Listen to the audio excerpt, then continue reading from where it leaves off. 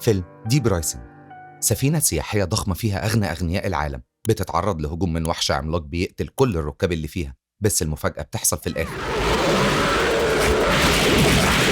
في منطقة معينة في المحيط الهادي موجودة منطقة عميقة جدا. المنطقة دي اختفت فيها سفن كتير قوي بشكل غامض خلال القرون اللي فاتت. بتظهر سفينة سياحية في المنطقة دي وعليها ركاب كتير قوي كلهم أغنياء. صاحب السفينة دي اسمه سيمون، بيكون فرحان قوي بالسفينة دي وبيعتبرها قصر كبير مش ممكن تغرق مهما حصل، وكلهم مش مدركين إن الكارثة هتحصل قريب. في الوقت ده بتظهر واحدة اسمها تريليان لابسة فستان أحمر. تريليان ليها سجل إجرامي في أكتر من دولة ومطلوبة للمحاكمة. بتعدي من قدام كابتن من طاقم السفينة وبتسرق المحفظة بتاعته. بتاخد من المحفظة بطاقة الدخول وبتدخل أوضة سرية في السفينة، وبعدها بتفتح خزنة وبتاخد منها عقد ألماظ غالي جدا. والناس كلها في الحفلة ومش مركزين في أي حاجة تانية. فجأة بيدخل عليها سيمون ومع كام واحد تاني من طاقم السفينة، وكلهم مش متخيلين إن البنت الجميلة دي تبقى نشالة ومجرمة ومطلوبة للعدالة. بيقبضوا عليها وبيحبسوها في غرفة التخزين لأن ما بيكونش فيه سجن جوه السفينة. في الوقت ده بيكون في سفينة صغيرة في البحر والقائد بتاعها اسمه جون، ومعاه في السفينة مجموعة مرتزقة محملين بضايع على السفينة.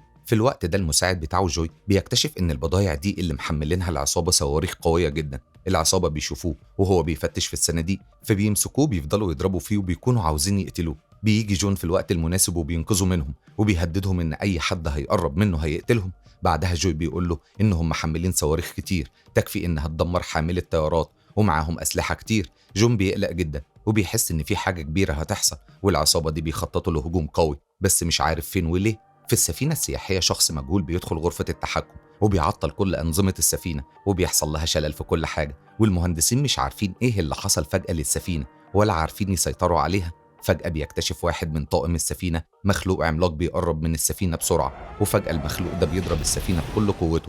السفينة وقتها بتتهز جامد قوي زي ما يكون زلزال حصل، وكل اللي فيها بيقعوا على الأرض وبتحصل فوضى كبيرة على السفينة. المرتزقة في الوقت ده بيركبوا منصات إطلاق صواريخ على ظهر سفينة جون، ومفيش حد بيكلمهم ولا بيقول لهم بتعملوا إيه لأنهم بيكونوا خايفين منهم. فجأة جون بيحس بالخطر لما بيبص على شاشة الرادار لأنه بيديه تحذير إن في جسم كبير قدام السفينة هيخبط فيه. الجسم ده بيكون قارب إنقاذ وقع من السفينة السياحية. بيحاول جون يتفاداه بس ما بيعرفش وبيصطدم فيه، وده بيخلي محرك السفينة يتعطل وحاجات كتير تتكسر في السفينة. بس لحسن الحظ إن الصواريخ ما حصلهاش أي حاجة وما اتفجرتش. الدنيا بتهدى شوية وجون بيقدر يشوف السفينة السياحية من بعيد. المرتزقة وقتها بيقولوا له إنهم هم اللي هيتولوا قيادة السفينة بتاعته، وبيهددوه لو حاول يعمل حاجة هيقتلوه هو وكل اللي معاه. وبتكون خطتهم من الأول إنهم يخطفوا السفينة السياحية العملاقة والصواريخ دي عشان يدمرها. بعد شوية بيوصلوا للسفينة السياحية والعصابة دي بياخدوا جون وجوي معاهم وبيطلعوا السفينة السياحية، وبيسيبوا واحد من العصابة مع ليلي في المركب الصغير. لما بيدخلوا بيتفاجئوا إن السفينة ما فيهاش ولا بني آدم، وبيلاحظوا الفوضى والتدمير اللي حاصل فيها ومش بيفهموا الناس اللي كانوا عليها راحوا فين، ومش بيشوفوا غير دم على الأرض. المرتزقة بيروحوا يدوروا على الكنوز والفلوس اللي على السفينة.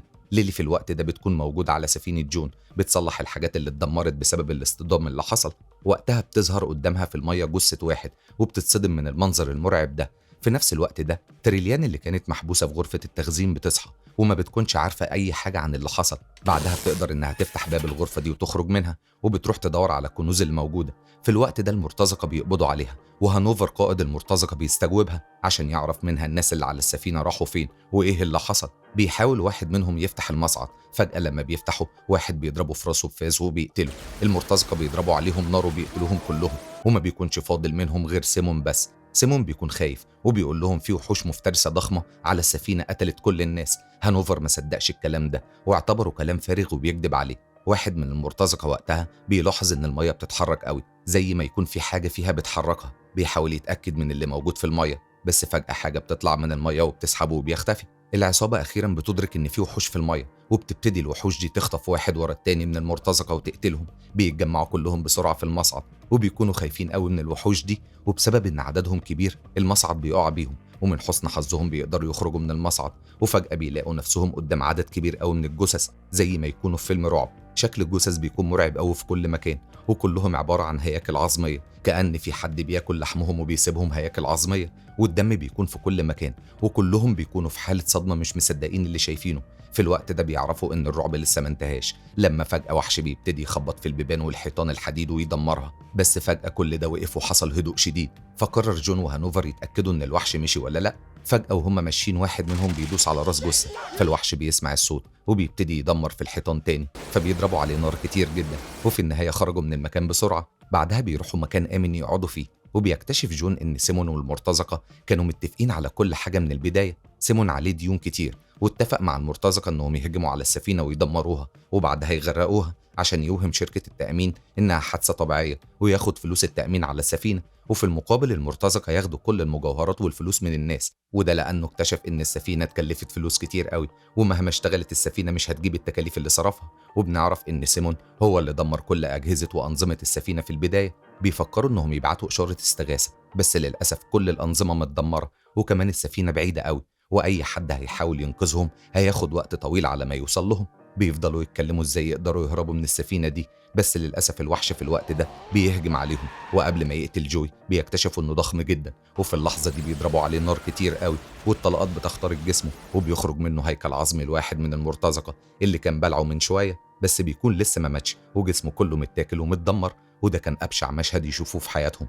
الراجل ده بيبتدي يصرخ بشكل مجنون ومش مصدق اللي حصل له جوه بطن الوحش، وفي الوقت ده بيفضلوا يضربوا على الوحش نار بطريقة عشوائية، وفي النهاية بيهربوا كلهم من الوحش وبيستخبوا في مكان تاني بسرعة. بعدها تريليان بتعرف إن جون عنده مركب، فبتقول له لو خدها معاه المركب وأنقذها هتديه كل اللي هو عاوزه. جون بيوعدها إنه هيخرجها من السفينة وينقذها، وفي اللحظة دي بيظهر الوحش وبيهجم على جون، وبتظهر أنيابه الطويلة وشكله المرعب. جون بيقع على الأرض وبيكون مصدوم من منظر الوحش، وبيقول إنه خلاص هيموت والوحش هيقتله. وقبل ما يبلع جون ويقتله بتيجي تريليان بسرعة ومعاها مسدس، وبتبدأ تضرب نار على الوحش، وبيقدروا في النهاية يبعدوا الوحش ويهربوا من المكان بسرعة. بعدها جون بيشكرها إنها أنقذت حياته، وبيوعدها إنه مش هيسيبها وهياخدها معاه ويهربوا.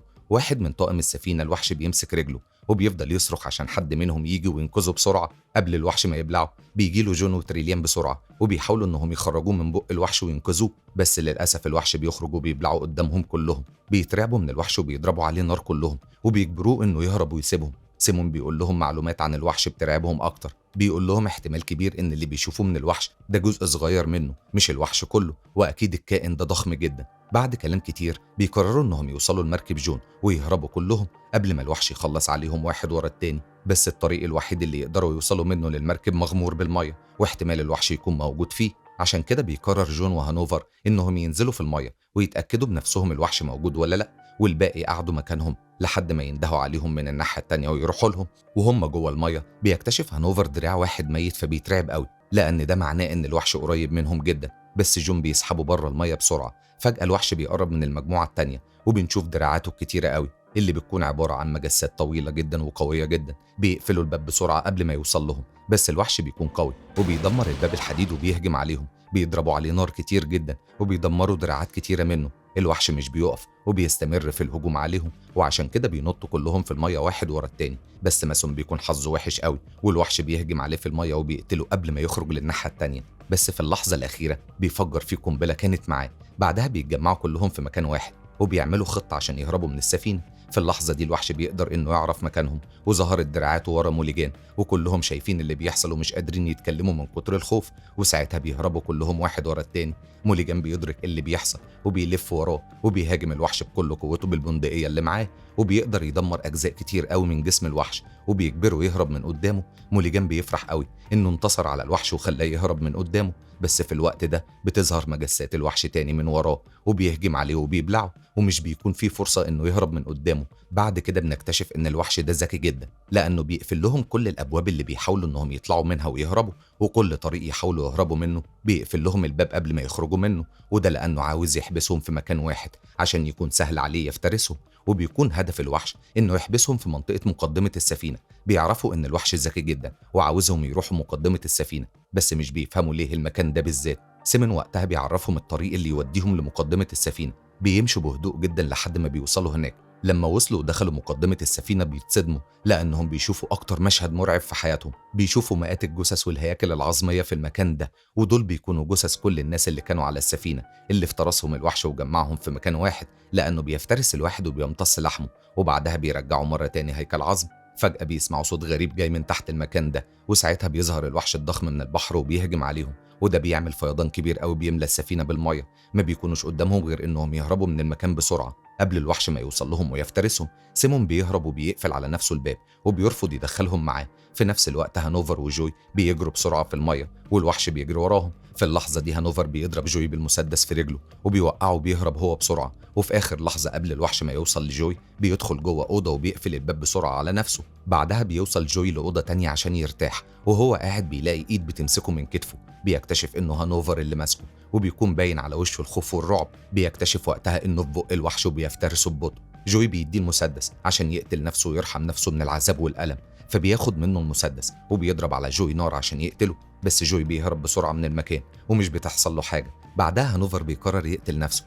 بس للأسف بيكتشف إن آخر طلقة كانت في المسدس هي اللي ضربها على جوي، والوحش ساعتها بيفترسه بطريقة بشعة. بكده يبقى كل المرتزقة الوحش افترسهم وما فاضلش غير جوي وتريليان وجون وآخر واحد سيمون اللي مش عارفين هو مستخبي فين دلوقتي. حاليا بيكون قدامهم حل واحد، إنهم يقتلوا الوحش عشان يقدروا يهربوا من السفينة. بعدها جون وتريليان بيقدروا إنهم يشوفوا جزيرة قريبة منهم، وفكر جون إنه ممكن يستخدم الصواريخ اللي سابوها المرتزقة في المركب بتاعه عشان يفجر السفينة ويقتل الوحش. في الوقت ده جون بيطلب من تريليان إنها تروح وتدور على لانش في السفينة عشان يهربوا بيه ويوصلوا للجزيرة لما يفجروا المركب. نزل المركب بتاعه وجهز الصواريخ ووجهها ناحية السفينة، وكل حاجة تقريبا كده بقت جاهزة وتمام.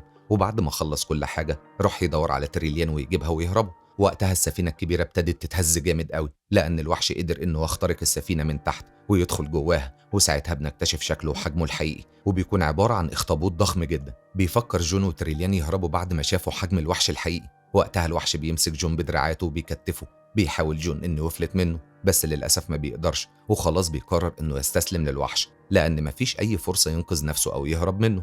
الوحش بيفتح بقه اللي بيكون ضخم قوي وفيه أسنان وأنياب كبيرة جدا، وفي اللحظة اللي هيبلع فيها جون بيطلع بندقية وبيضرب الوحش في عينيه، وده بيخلي الوحش يتألم ويفلته ويرميه على الأرض. وساعتها بيهربوا هما الاتنين بسرعة من قدام الوحش. في الوقت ده بيوصل سيمون لحافة السفينة وبيشوف المركب بتاع جون بيتحرك، فبيقرر انه ينط فيه ويهرب للجزيرة. لما بينط رجله بتتكسر بسبب المسافة الكبيرة. جون وتريليان وقتها بيلاقوا لانش صغير بيركبوه عشان يهربوا بيه، وبيدرك جون ان السفينة خلاص هتنفجر ولازم يطلع منها بسرعة. الوحش بيقف في طريقه وبيبتدي يطاردهم، وكل طريق بيحاول جون يهرب منه بيلاقي الوحش قدامه. الوحش بيطاردهم في كل مكان وبيقفل كل طريق يروحوه، بس جون وتريليان مش بيستسلموا وبيحاولوا انهم يلاقوا اي طريقة يهربوا منه. اخيرا بيلاقوا البيبان كلها اتقفلت في وشهم ومفيش طريق تاني يهربوا منه، فبيستخدم جون البندقية وبيفتح البيبان دي وبيهرب منها وبيسيب الوحش وراه. سيمون وقتها بيزحف وبيدخل غرفة التحكم في المركب، بيحاول انه يشغل المركب ويهرب بيه للجزيرة،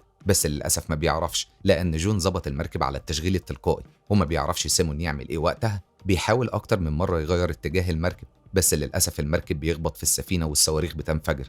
في نفس اللحظة دي جون وتريليان بيقدروا انهم يهربوا من السفينة باللانش اللي معاهم، وساعتها كل الصواريخ اللي في المركب بتنفجر وبتدمر السفينة كلها وقتلت الوحش وحولته لقطع صغيرة. بعد شوية جون وتريليان بيوصلوا للجزيرة، وتاني يوم الصبح بيقرروا انهم يقضوا باقي حياتهم مع بعض على الجزيرة دي. بس فجأة بيظهر جوي من بعيد اللي كانوا فاكرين ان الوحش قتله. بيخرجوه بسرعة من المية وبيكونوا فرحانين قوي بيه. فجأة بيسمعوا صوت غريب جاي من جوه الجزيرة، وده معناه ان في وحش ضخم ساكن الجزيرة دي. وهنا بنكون وصلنا لنهاية فيلمنا. شكرا على المشاهدة وسلام يا صديقي.